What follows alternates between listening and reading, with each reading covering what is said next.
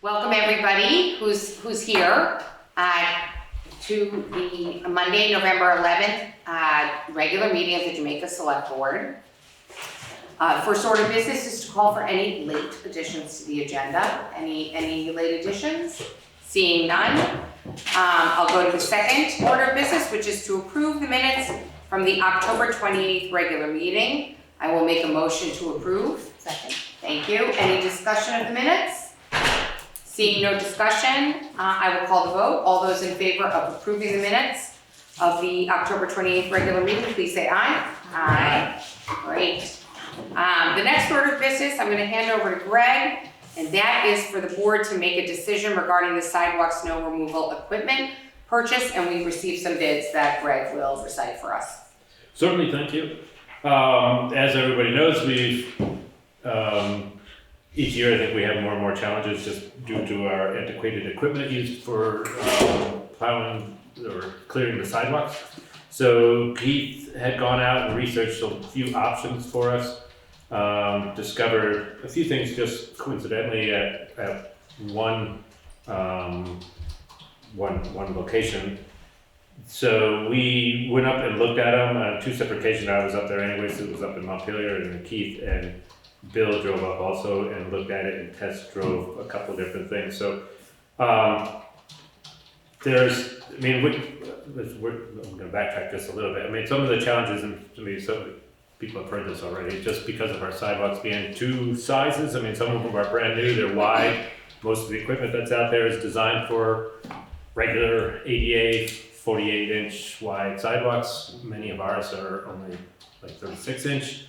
A lot of people have encroached on the sidewalks with either fences or even, much more easily removed items like flower pots and things like that. So we were always searching for something that could be made due to fit both of our sidewalks, both of our sizes.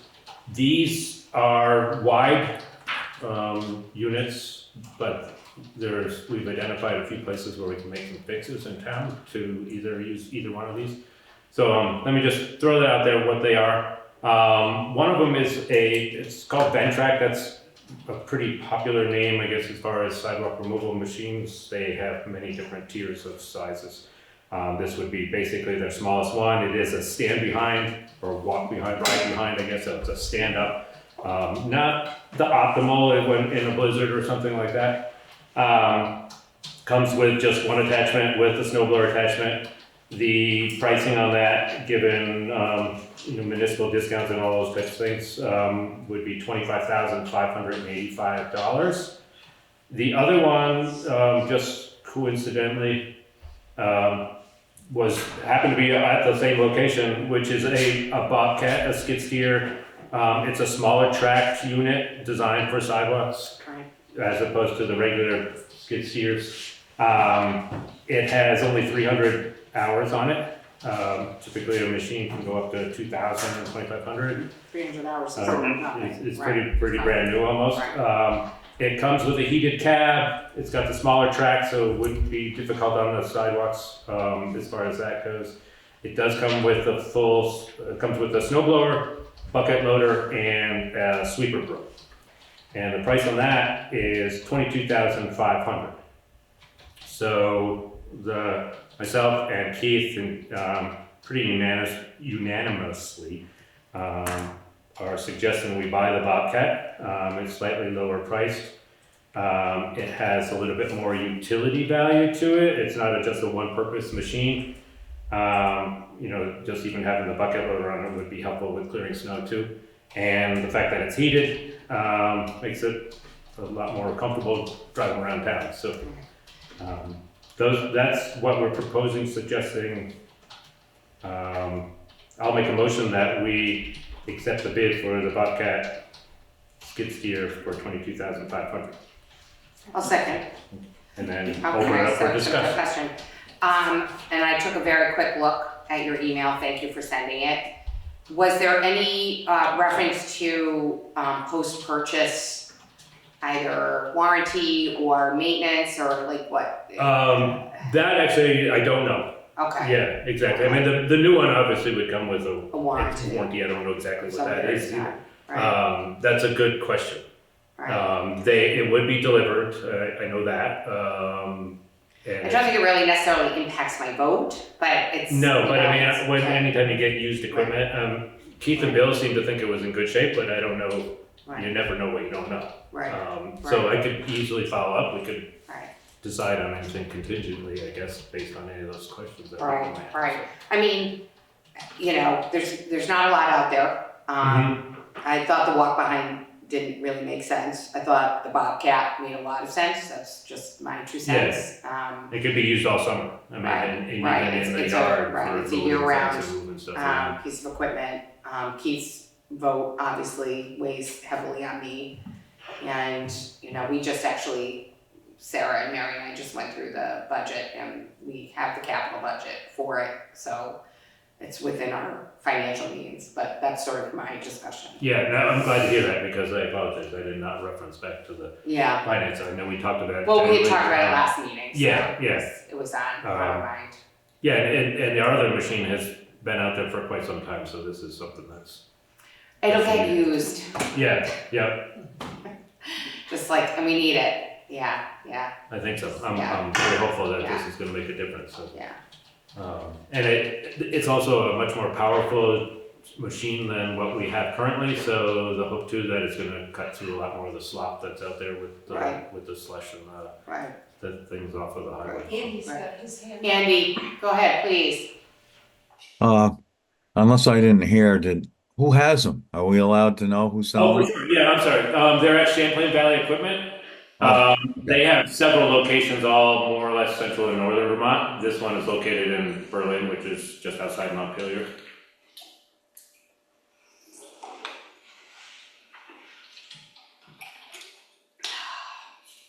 Do you want me to call them? Any further, anybody from the That's a crowd? great idea. A great idea, right? Yeah, get the one that does a lot of stuff. Oh, Right. You're here, right? And cost less. Yeah. Also, Yeah. and I believe the size of the size of the motor is bigger also, so hopefully that gives it a More power. More power and cuts through. I mean, we know the sidewalks kind of fill in with a lot of crap, so. All right, seeing no further discussion, I'll call the vote. All those in favor, please say aye. Aye.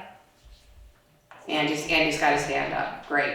The other thing Thank I'll you. add too is Keith and I are gonna walk around the village. Keith has already done it, to note where there's some, what we're calling problem locations, so to speak, where the sidewalk's very tight. Yes, But also where you're not able to move at all because there's a tree, there's a fence post, things like that.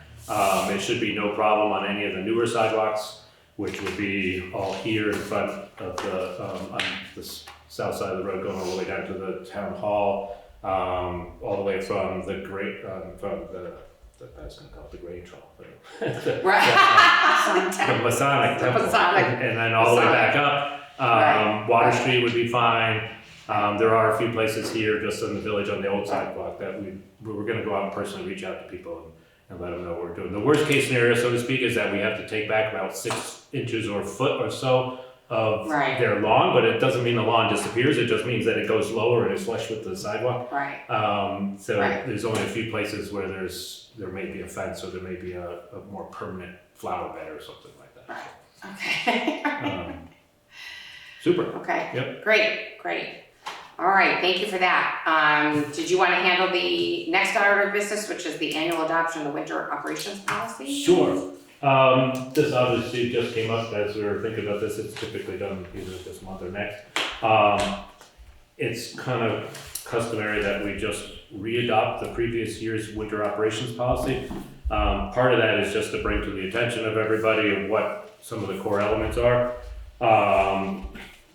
Basically is that one of the biggest things is we don't maintain a bare roads policy, so we get out there and sand. It's never gonna be down to pavement most of the time, but the effort is put out there to get plowed and sanded. Priority is given to the main thoroughfares, which is Pikes Falls Road, South Hill Road.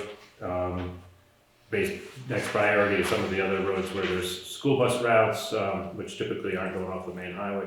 But it's in that order of priority. A couple of things that always pop up every year as being kind of problematic is that I want to point out our just people parked or Parking. in the right of way basically. And so in the wintertime, and this follows state statute too, is that there's no parking in the roadway.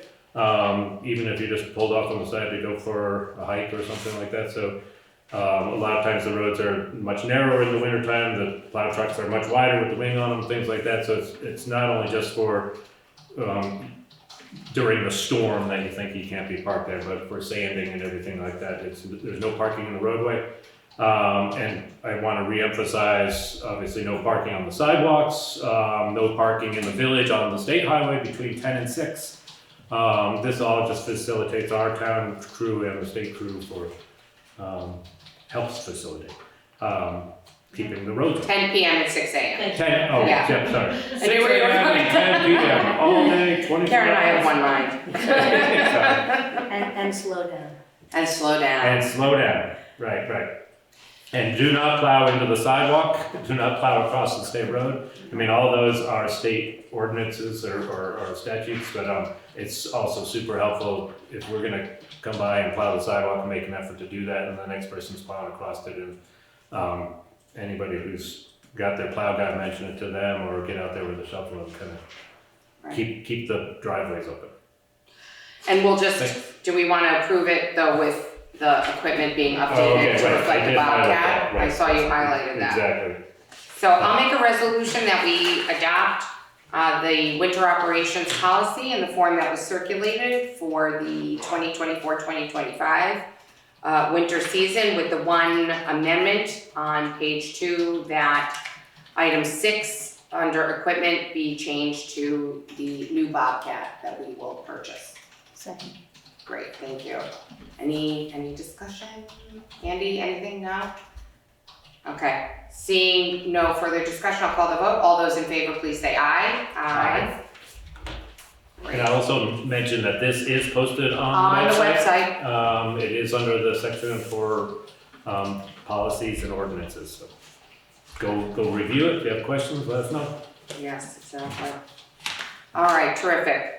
Rolling right along, I'm just gonna hand the whole meeting over to you, Greg. Okay. So next one is the FEMA general update, as well as I think readout from, actually, I don't know if there's anything new really on the There's not a Mountain whole Brook lot debris new, removal project since the last meeting. Yeah, I've consolidated, I mean, I've done a little bit of reporting, and it's kind of frustrating. I know Jim at the state level and Tomkovich, yeah. Jim Tonkovich, and there's a fair number of projects that are sitting under EHP review, so that's environmental and historical preservation.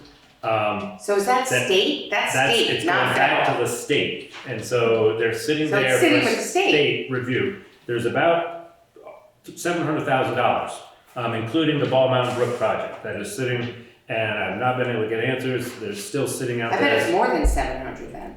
Well, for those 3 waiting for that, there's still a few that are waiting to be reviewed by the CRC, so that's Okay, FEMA. okay. We did have just a few more that were obligated this week, so Oh, we're picking away. congrats. Yeah, I mean, Pike Falls Road project was obligated. Interesting enough, Fantastic, Greg. yeah, That's so really a lot fantastic. of these things are just really just crossing the T's and dotting the I's, and there's so many.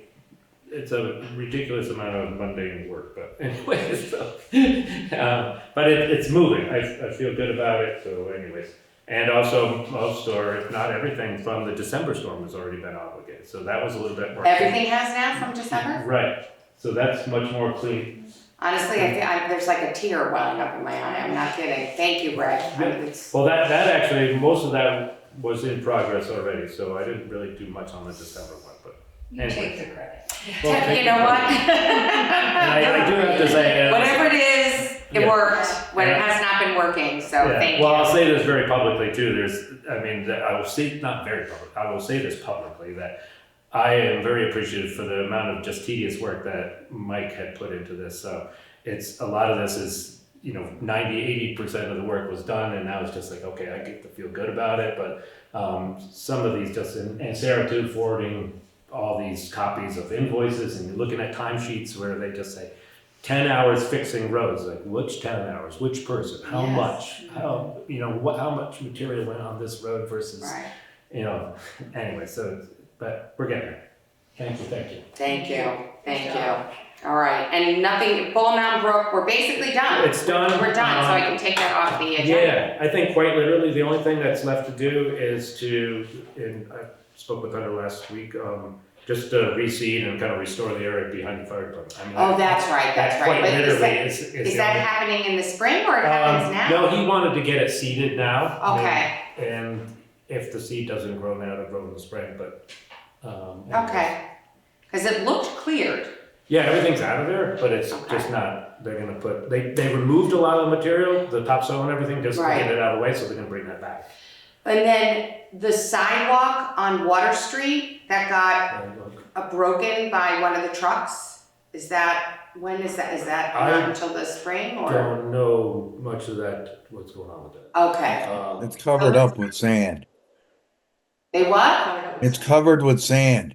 Oh, okay, so under the sand, there's significant damage to the sidewalk. No, I don't wanna make it, I don't think it's a major repair, but Okay, the sidewalk is substantially removed in a section. Broken And up. how many feet is it, like 6, 7 feet? It's probably two pieces, two squares. They're Two squares. damaged. Which actually I think is 8 feet. 8 feet probably. Yeah, so if you could just, Yeah, okay. then we can just check in. Yeah, I think we're- I apologize, Andy, I do remember you brought that up and I didn't remember what it was. Okay.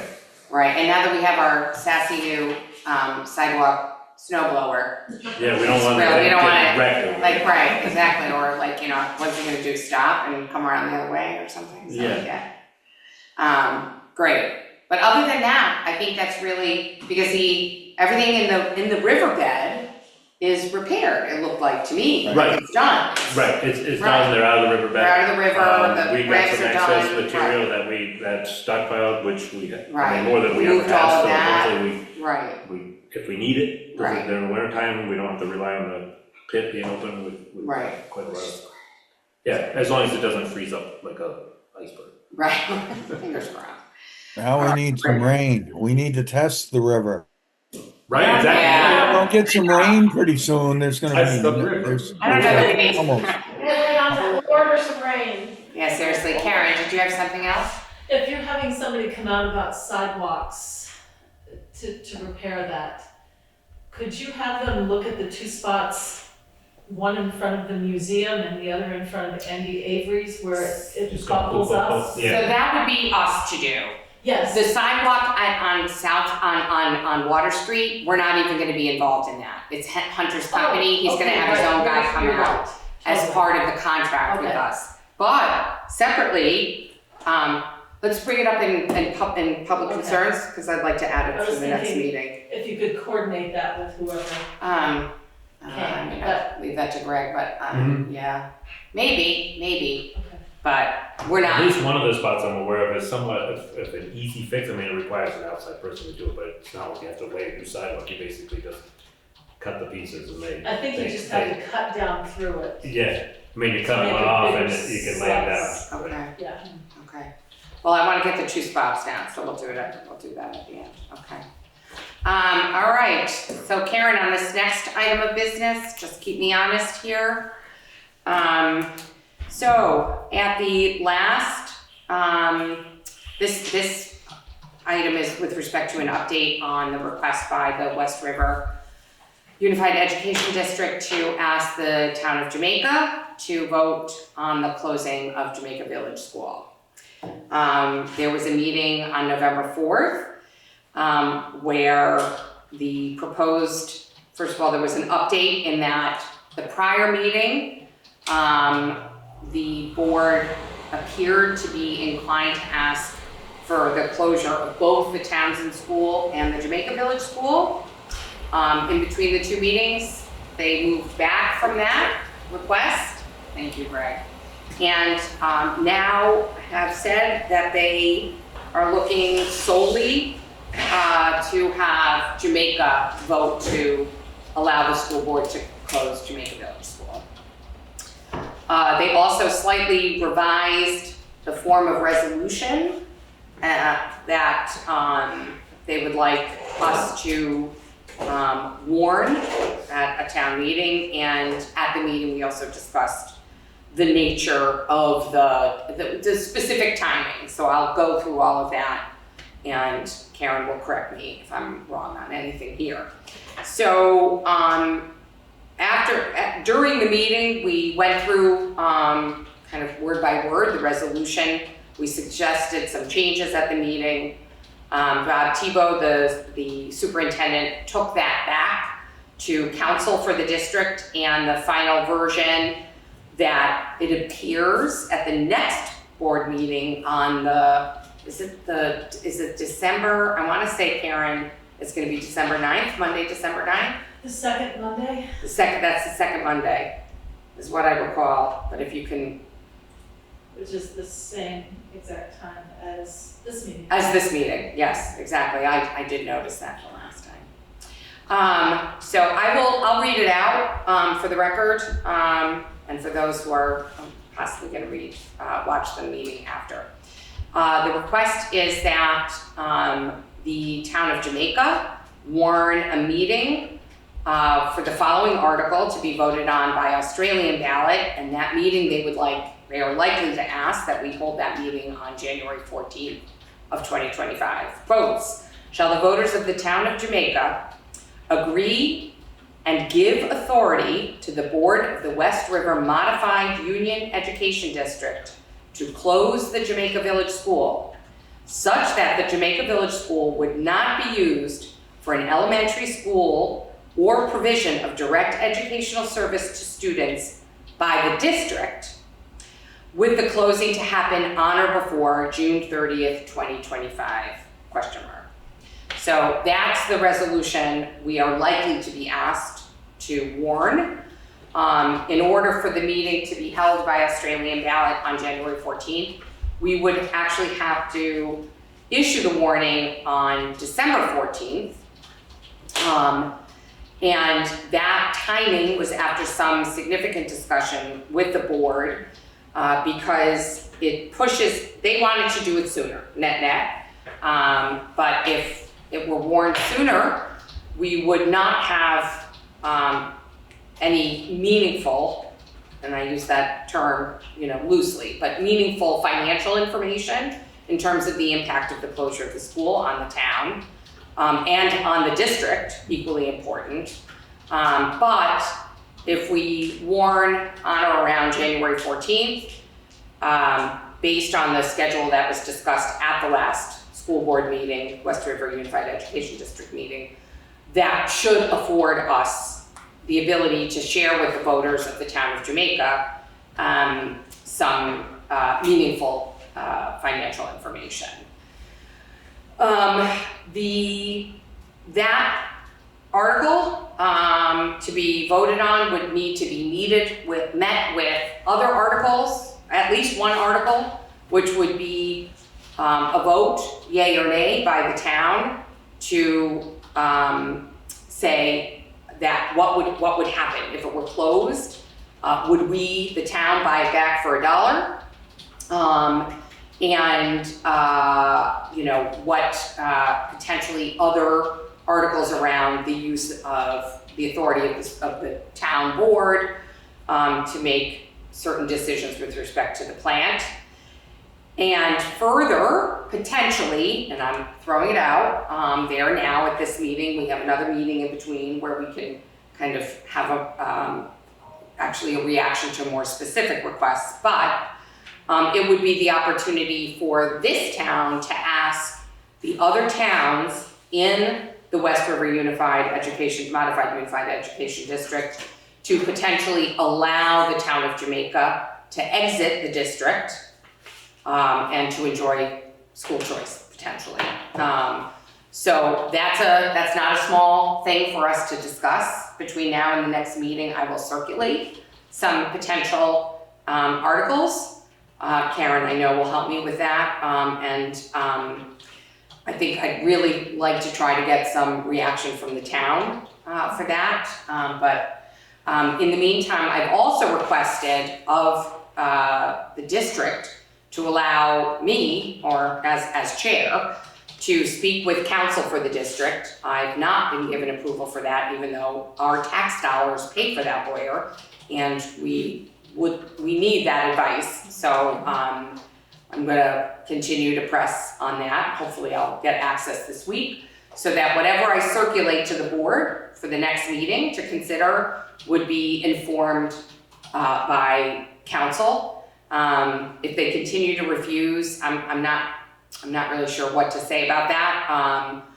It's not easy to find counsel that are truly qualified in this area and who are already familiar. We wouldn't have to pay for that lawyer to get familiarized with the situation. So needless to say, I'm gonna press hard on that. The other information I'm seeking through the district is all of the information that was compiled about Jamaica Village School, its condition, the costs, the deferred maintenance, from the Stevens and Associates. I've reached out to them twice. I'm gonna try and get through to them. You just have to be persistent, because that information will be useful for the town to do some measure of a highest and best use case that we could distribute in the period between the warning of the meeting and the day of the vote. So that's a lot. I know I'm pushing out a lot of information right now, but wanted to kind of give the board an update, give an update to everyone who watches over television. No decision being made at this meeting, but wanted to get that out there, get any questions, or just let people digest, Kate's obviously a longtime participant in our school district, so as you see the material that comes across, obviously your insights and reactions are really appreciated. Right. Karen, anything you would add? I know that's besides that. I don't know, it's just, they've been bound and determined to close Jamaica School, and we went from 75 kids 8 or 9 years ago to now nothing, and they have worked hard.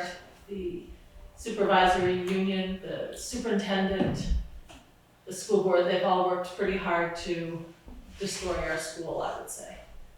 And they succeeded. They took away the pre-K license, so we couldn't have a feeder program into there. And they tend to not be positive about Jamaica School at all of the meetings. So people tend to not want to work there because they can't be guaranteed a job. It's just very sad.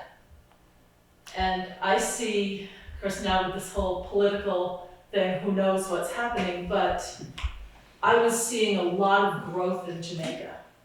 And being a lister, there's over 100 new people, either singles or couples, that are in Jamaica in their 20s and 30s that have moved here in the past 2 or 3 years. We've got a lot of potential here. And how do we keep those 20 and 30-year-olds here for the next 10, 15 years if we don't have daycare, if we don't have preschool? It's hard. So we have to look at this, we have to do what's best for our students. There's like 100, I don't remember, there's well over 100 kids in town, in Jamaica. There's 69 or so families. Is Andy raising his hand? Okay. And Yeah. One sec, Andy, we just have to really think about what's best for Jamaica. Andy, go ahead, please. Yeah, it's just, I appreciate Karen's comments, but when you ask Karen for some input, she's not speaking for the select board, is she? No, Okay. It's coming across that way sitting here on Zoom, but like Karen, I appreciate that, but I have that. I just want to make sure that it's not an extension of the board that you're speaking for. That's all of our opinion. I certainly, personally, I don't want the school to go away for, they're kind of, for other reasons than that, but mostly my property value will take a hit. That's so, and I am on the select board, so I don't want to get those two things intertwined, but, and then the other question I have, and I don't know if we're there yet. This is an awful lot to get sorted out by January 14th. Have I got that date right? And then does the board make the decision to pick up the property for $1, or is that a town vote? The town vote. Okay, so the It's up to the town, board to warn the meeting right, with that's the what I thought. appropriate articles. And that's all they'll be voting on? It's The whatever town? this board decides will be warned at the meeting. And that's gonna be warned December 14th, previous to January. Yes, December So 14th. it's- Yes, that we have not been given much time, Andy, no. Well, I just don't, what happened to the Townsend element of this, or the prospect of them closing? I haven't been able to read up on all. Is Townsend Elementary gonna stay put, or am I missing something there? I'd be speculating, Andy, but that it has been discussed by the school board that they would be asked to close for whatever reason, at least for the coming year. And you'd have to, I don't want to speak on behalf of the school board. The school board has their reasons and what they're going to use Townsend School for at least the 25-26 year. After that, I don't know, and I'm not comfortable speculating. Guess I'm wondering, what is the urgency of the January 14th when it appeared at the last couple meetings that I had gone to, which was a month ago, so I'm sure things have changed, but it didn't seem like they hadn't vetted out a full plan, and they were lots of questions came up, and they said, you're right, we're not ready for this yet. Yeah. And now why is there an urgency to vote in a month? I think Andy's right, I mean, there's so much Right. it's moving fast and a lot of components, but it's, Yeah, and the other thing is, if we're voting to close the school, is that assuming that their plan to have everything down in Newbrook, that we think that that's a good plan? Well, initially, they're not closing Townsend. So there are no Jamaica students in Jamaica right now anyway, but those that are in Townsend would still be in Townsend. Okay. That's what was said at the last meeting. So, it's roughly, without closing Townsend, it's roughly status quo for at least one academic year. But the long-term plan, that has not been reissued, and I don't think it will be reissued in time. This is, at least as I understood it at the last board meeting, it's in the last two, because the second to last meeting, they said that they were gonna come back. They weren't like letting go of asking us to vote. They just were regrouping, I would say. It's an economic decision. They even said we weren't going to gain that much money by doing this. they I never thought. do. Go ahead. I don't remember the exact numbers, but they said it will save the taxpayers, I think $250,000 by closing Jamaica School, I think was what the number was. That's the number that they were saying at the last meeting. Of course, they have no problem spending that money at Newbrook to put in a preschool, to make the classroom adaptable to preschool kids. And doing other things, spending that money. It's just very frustrating. Right. Townsend and Newfane, it's whatever Townsend and Newfane want, and Jamaica doesn't matter. They don't seem to care whether our students go there or go off to private schools. They just don't care about Jamaica. Except their money. Except our money. Our extra. Right, we how are much is it, sending Sarah? down. 1.8 million, is it? To the state, and we send 3 million Right. to the district. In addition to what we pay in our fair share of taxes, $1.8 million that Jamaica raises to go, because we're a sending town, and Townsend and Newfane receive money from the state. It's just not fair, no matter what the decision is, it's not fair to Jamaica, to our students or our taxpayers. Understood. So that's the update. Any other questions on that until next week? So I will for sure in the next week or so circulate an update, hopefully a conversation with council. A couple things that I'll be addressing are the articles sure seem to require the district to return the school to us in the condition that they received it, substantially in the condition they received it.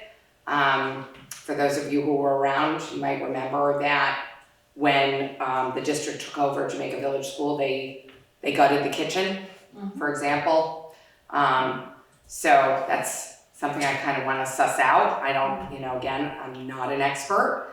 I just read the articles. They are, in my mind, somewhat internally inconsistent. So just some things that I'd like to hash out. Including what it is that we could warn in terms of seeking a vote on exiting the district and school choice, just to address those things. So stay tuned there. And to Andy's question, Andy, Karen attends all the school board meetings. Yes. And I can't.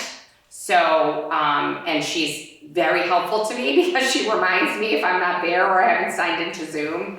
And I just think it's really important that someone on the board, and in this case it happens to be me, is at these and participates because it's so critical to the town.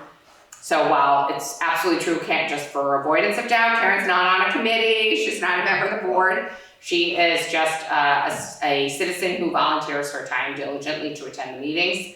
She has her own opinions, which she's very welcome to share and does. Anybody else who has an opinion, please raise your hand and share. We're open to hear them all. And of course, we will all have a vote at the upcoming meeting once it's warned. Okay. All right, thank you for that. Okay, the next item of business is the continued discussion of a potential short-term rental ordinance. We had, I thought, an excellent conversation at the last meeting where we went over all the different kinds of provisions that might be relevant to Jamaica. Based on that conversation, I pared it down pretty substantially. I don't think it's really surprising where I ended up, but I'm gonna kind of highlight the topics that I would say are still on the table for a draft short-term rental ordinance. So the three main categories of an ordinance, as I think we were kind of directionally going to at the last meeting, were to have an application, informational application that would be made to the town. The second are fees, and the third category is obligations with respect to the host, owner / manager.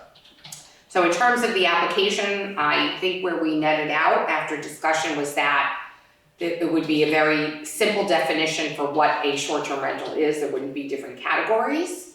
All applications would include baseline information that would be provided to the town.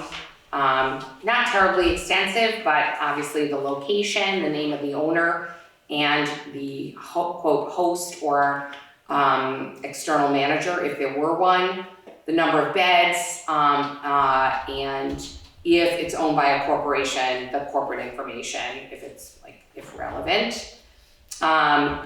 It would, the application would state that certain mandatory information has to be provided to all guests, and the owner would commit to doing this. There's certain information required by state statute that we would make sure was known as part of the application process, as well as things like our leash law, our leash requirements, recycling and composting, purchase of town-issued garbage bags, etc. So that would be part of the application process. Some measure of liability insurance is still, I think, on the table after the last meeting.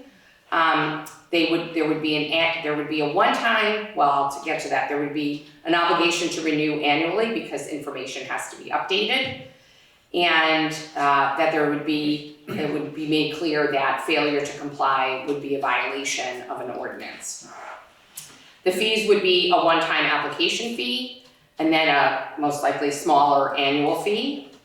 And then in terms of obligations for the host manager, the ones we discussed, I don't think we've agreed on what they would be, but that we kind of all agreed were probably relevant, is that if it's the owner who is the primary point of contact, that the owner live within a mile of the property.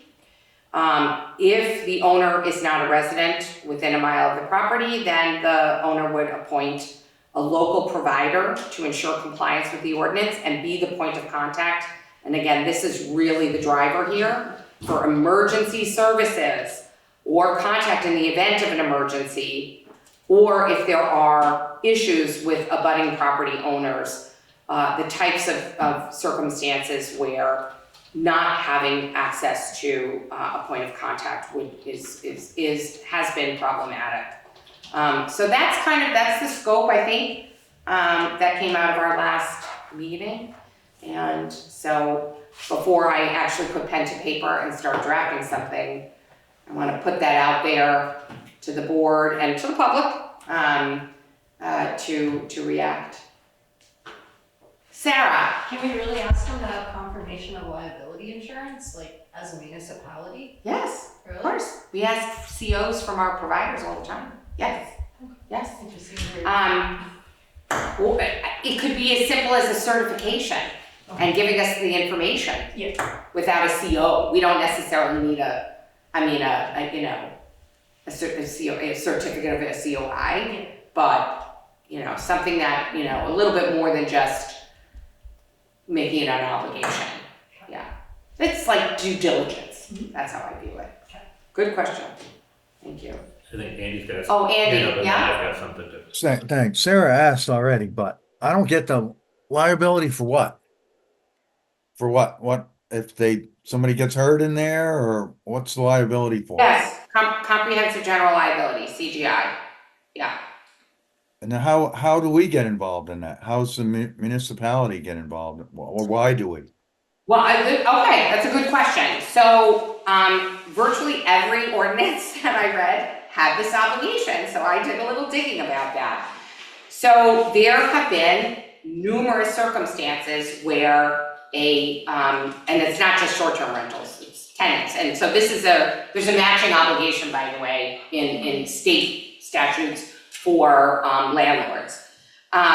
Because the risk is that the services of the municipality or the state will become burdened because the owner of the property cannot sufficiently cover the cost of injury or damage, and there is either legal suit or use of emergency services or healthcare services, etc., that would otherwise have been covered by insurance of the homeowner. So that's the primary driver, and that's why it's also required by state statute. And that's the other thing for me.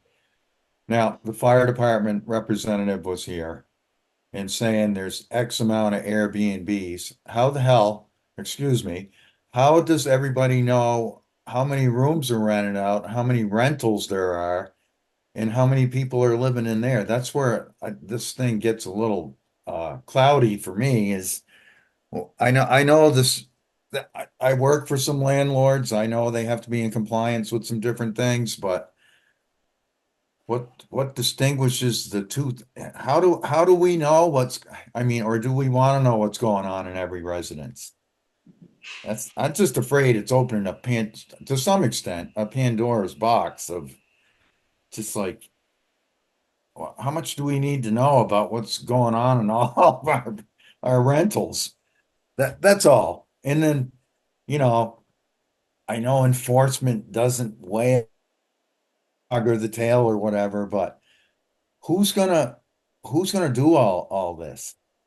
I know that we're supposed to, but So it You're gonna sounds have like, an administrator gonna enforce all that, or Sarah gonna inherit all of that, or? I'm not sure what you mean by that, but, so the first question was all this information. So at least from what I circulated, it was the number of beds, the name of the owner of the host, and contact information. To me, that does not sound onerous, but maybe to you, that's onerous in terms of information. And rescue would need to know. If And, there were a right. fire, they need to know, is there another bed where somebody could be asleep? Right. Yeah, but what's the difference between a private house and an Airbnb and a rental with how many beds are in a rental and stuff? That's all. I'm just curious about, my neighbor has a building, it's got 7 or 8 apartments in it. Does the fire department have a thing from him saying there's tot finder stickers on all the windows that are bedrooms? Just that kind of thing. I don't understand how are we gonna know what's a rental and what's an Airbnb? Well, other than the obvious ones. It's obvious on my street, there's 2 or 3, but that's all. It's just, So I think it's a good idea. It's just, it sounds pretty the degree easy, of but difficulty with a long-term rental versus a short-term rental is that if we've got an emergency, if it's a short-term rental, we have absolutely no idea whether there's someone there, and we don't know how many are there. When you've got a long-term rental of a year, 2 years, 3 years, those folks are generally known to the town, and usually first of all, there are certain state requirements for landlords, right, that alleviate this. But there is a unique challenge to the town. I dealt with it myself after the floods of 2023 and in December 2023. So it's to me, it's a no-brainer. It's night and day, short-term rental versus a long-term rental. Your other question was, I think, enforcement. So this is, as with all ordinances, they are large, I mean, you said it, we're not gonna let the tail wag the dog. We talked about it at the last meeting. You're right, we don't have an enforcement, it's just not, we where people complain or where we see that there's an issue or an issue is brought to our attention, we address it. We're not out there, shining a flashlight into homes. That's not how ordinances in small municipalities work. But if it's not on the book, we're not gonna get any of the benefits of the ordinance. So I'm not, that's my thought on that. I think the other side that Andy brought up too is just internally, and again, it's a tail wagging the dog. I mean, we don't have an administrator right now. This is even outside of an emergency or something, it's a large amount of administration to send these things out. And I'm not knocking this down. Sending the applications out, getting the money back. We're not sending the applications out. Well, No, the ordinance is on the book, and if you have a short-term rental, you're obligated to come into the town office, get your application or download it off the website, fill it out. It's like a dog license. But we still need to administer a database to let the fire department know who's this point of contact person. There's a large amount of administration behind the thing, whether you mail it or not mail it. We still need to have somebody here in the office. And I'm not saying it's plus or minus. Right, I just wanna make it do it very or clear, don't do we're it. not sending anything out. No, I mean, Okay. it's impossible to even recognize who's out there. But Right. there's a level of administration. And again, I'm just throwing Well, out there that's why we want a as fee. fact. That's why we want a Yeah, fee yeah, associated yeah. with it to help defray the expense of that. Right. Because we're It possibly will going add to on have to- someone, I mean, a even third if we had an party, administrator, it adds on. right, build the database Or- and feed it and all of that, yeah. Yeah, and the only other comment I would throw out there is, I mean, you did put in parentheses maybe with a question mark, this 1 mile. I think even if somebody living out of town and they hire an outside, Right. host or something like that, they're not gonna be within a mile. They're gonna be 2 miles down the road, they're gonna be 5 miles. We might wanna entertain that sphere's geography of Oh, sure, what's sure. local and what's. Yeah, I should have said, I mean, I put in I mean, here that's 1 how I mile read of it with the distance. 1 mile parentheses. is most common, that's just what I'm seeing, but. Yeah, which to me sounds kind of, I mean, there's nobody within a mile of Upper Pikes Falls Road, I mean, and there's Right, I just don't right, I think think the purpose but- is that if you're, still local, but if you're doesn't not have to local, be within town. right, I mean, if you're Define 3 it. towns away, it's, not necessarily great either, you know what I mean, but, But at least we I can don't, call the I mean, person I don't and feel say, strongly about it. Pikes Right. Falls is about ready to flood, and we can call the person whether they're 5 Right. miles down the road and they can still Right. get here. Right. Yeah. Right, so for the items that I put in brackets, I would just It's kind a of keep it question. in brackets in the draft and, you know, it would remain subject Yeah. to discussion.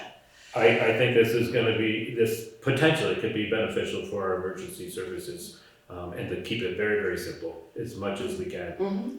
And this is, this outline. Anything that you would wanna take off of here, or this is, you think, okay for a first draft? I think it's okay for a first, I somewhat lean too, I mean, there are, if somebody registers for this and they do all the steps possible that we require, and there's an emergency, we still don't know if somebody's in the house.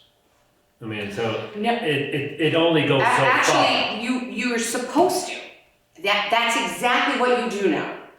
Because if there is It might someone not be who's rented local that weekend, or, is what I'm saying. right, so we have to have, instead of calling the house, right, or calling the contact that we know, we have a name and we can say, that's exactly what I was struggling with when I was like going up and down Pikes Falls Road and like having to knock on literally 25 doors and having to do it multiple times over the course of the day so I would know if people were gonna get stranded. Because there was nobody I could call and say, is your house rented short term? Right, Do you have an Airbnb here? okay, And yeah, we no, I need get to be that, able to yeah. contact someone and say, do you have someone renting and how, is your house full? Mhm. How many people could actually be in your house? Right, right. And Okay, no, I get it, but I mean, it's, You it know, doesn't obviously I solve feel all the personally things, about but it still, It doesn't, but- it enables a means of communication going both ways. We can Right. push out information that we think is necessary and also get back from them. Right. right. Remind me how many short-term rental places do we have? But We're only No. guessing, It's a guess, but I think, I- What's your guess? hundreds. 300 or 400? I'm not sure. My guess How would many be homes are 300 or there? 400. yeah, That would be my guess. yeah, Whoa. yeah, it's definitely well over 100. Oh, yeah, yes.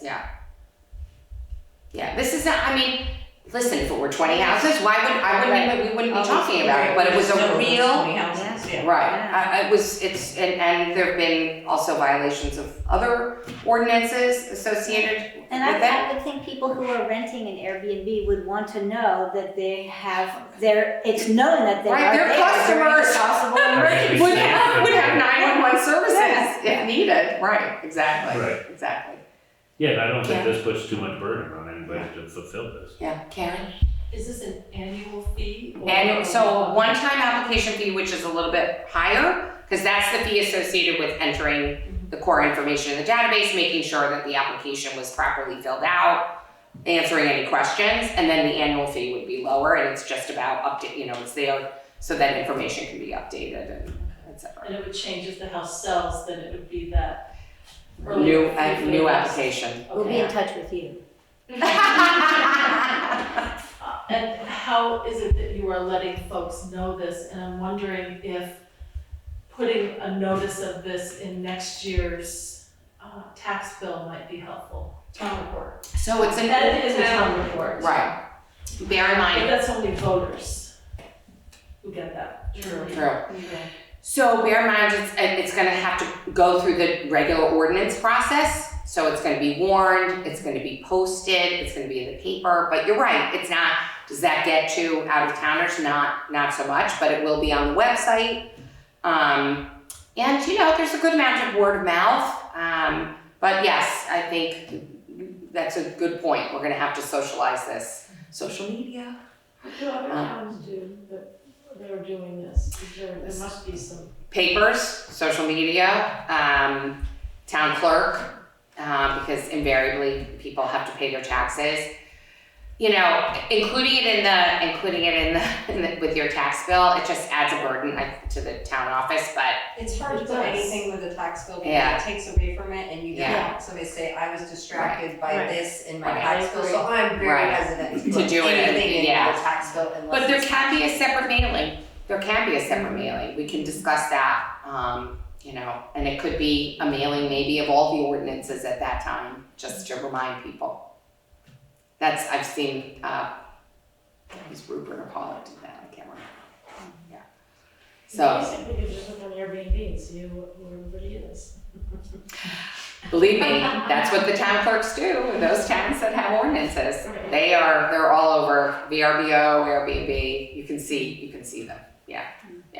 And so that's an easy way to and engage in enforcement. But I don't even necessarily want to say we're going to do that. Well, we'll see when the time comes.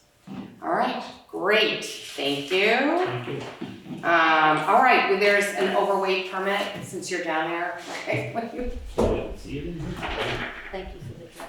oh, my pleasure. I would have liked to have gotten some. Getting like the deadline. Right. Okay, we have received an overweight permit request from Grover Services Incorporated. They are out of Dummerston. It is for 1 unit, a 3-axle truck.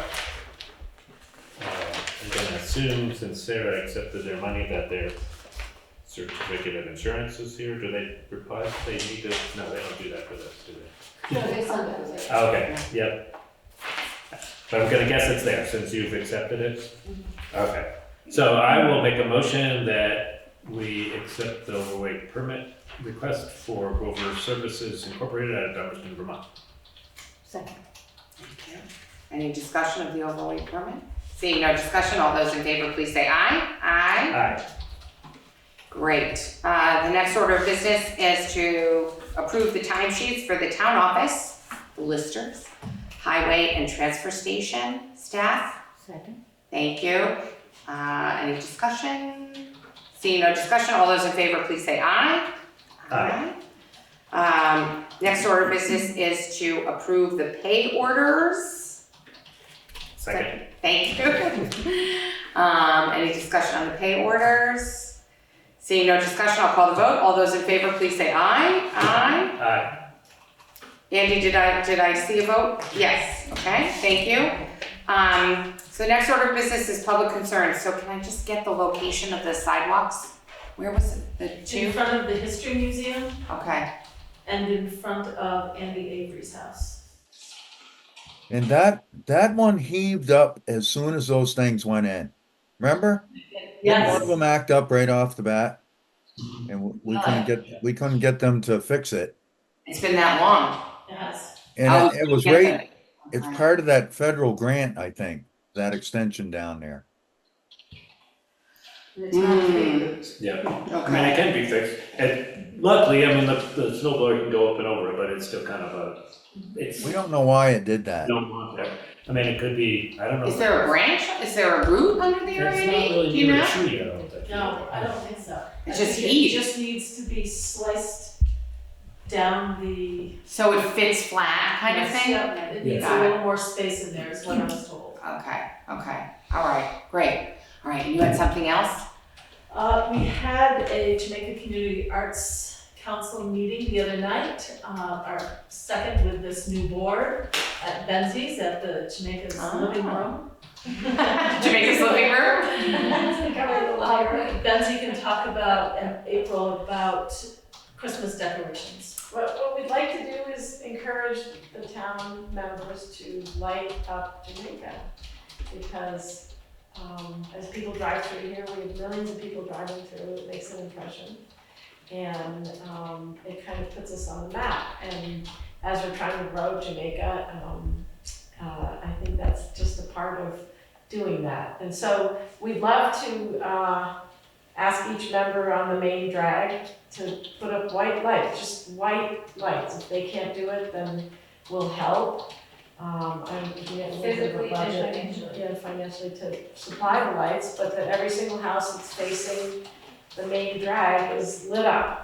And I'm gonna say personally, I get a tremendous amount of positive feedback for what we do with the Jamaica House everywhere. And everybody always says how nice it is when they're driving through Jamaica up to Stratton or whatever, that it's their welcoming into the area. So I think we should Makes you smile. take that, Definitely. let's take it the next step.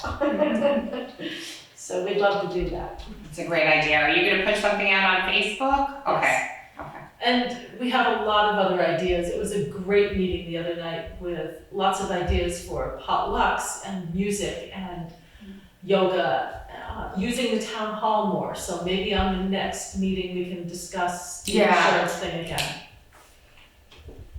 I know it's not exactly maybe it's obviously some of the same group, but I wanted to pass along some comments to everybody and people on the TV. What I heard after Halloween, from numerous families that attended all three of the local events, let's say Londonderry or South Londonderry, Win Hall and Jamaica, and it was unanimous, granted it was a sample size of about 4, but they felt that Jamaica's was the best, it was the most authentic, it was just the whole experience, hearing the music, walking from house to house, I know there's many people involved, but I got the to pass same along reaction. that feedback. Really, really positive feedback. Yeah. We're saying Jamaica owns Halloween. We just took over. We're gonna keep growing Halloween. Halloween. It's ours, because no one else is doing it, we're doing it now. With more ideas for next year. Oh, wonderful. Yes. Absolutely. Yeah, it's great next year. So, but Jamaica can be, we're just close enough to the mountain, we can pull people down to do some events, to do some, events at the town hall, and pull people in, and start to get things going, hopefully, and generate some, energy. Yeah. Would be great. Absolutely. The young people I was talking about, they're involved in sort of running this group, and it's just wonderful to see the energy. So it's good. So glad I took over. Me too. Habits too. We're still looking for a select board member and a lister, and we would love a lister. It's 1 to 2 days a week, 9 to 2 normally. Yeah, planning commissioner, Yes, member, exactly. and sign administrator, and planning administrator, and So we have lots to do in the lister's office. We have 30 to 40 new constructions that we still have to continue to go out and make assessments on. So there's a lot happening in Jamaica right now. It's really good. Just for the public, how do you apply? You talk to the select board, Yeah, basically. I just write an email to anyone on the select board for the lister or when position, the write office an is email open, to walk in any lister. and Sarah will get you our information. Right, walk in, see Sarah or Mary in the town office. Wanna do it? Good question. All of the above? Yeah, I right. didn't say no. We'll talk.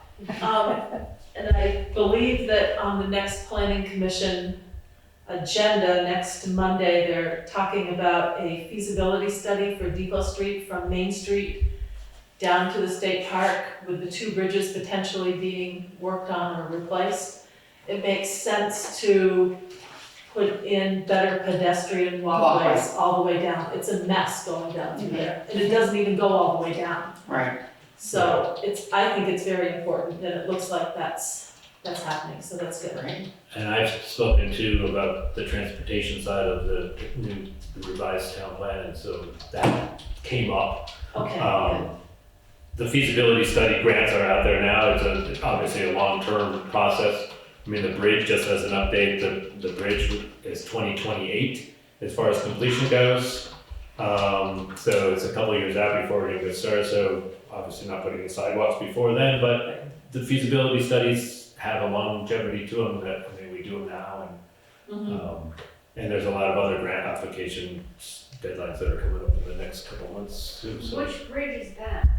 That's the state park, the bridge State going park. across the West River to the state park. So not the stone one. Not, the stone one's not even on a list. I mean, it's on a list, but it's not, there's no date. It's not- There's no date next to it. It's not on the actively list. being worked by Right, anyone. right, right.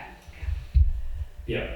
And I think after that, we work on the Rossonville area, with maybe a feasibility study up there for pedestrian use. There's a lot happening in Rossonville, and I think we need to promote that part of town. We talk about the village all the time, but Rossonville is just as important. I always forget. and we're that's Jamaica. ignoring Bostonville, and we should be doing that. Don't ignore it. Right. It's Jamaica.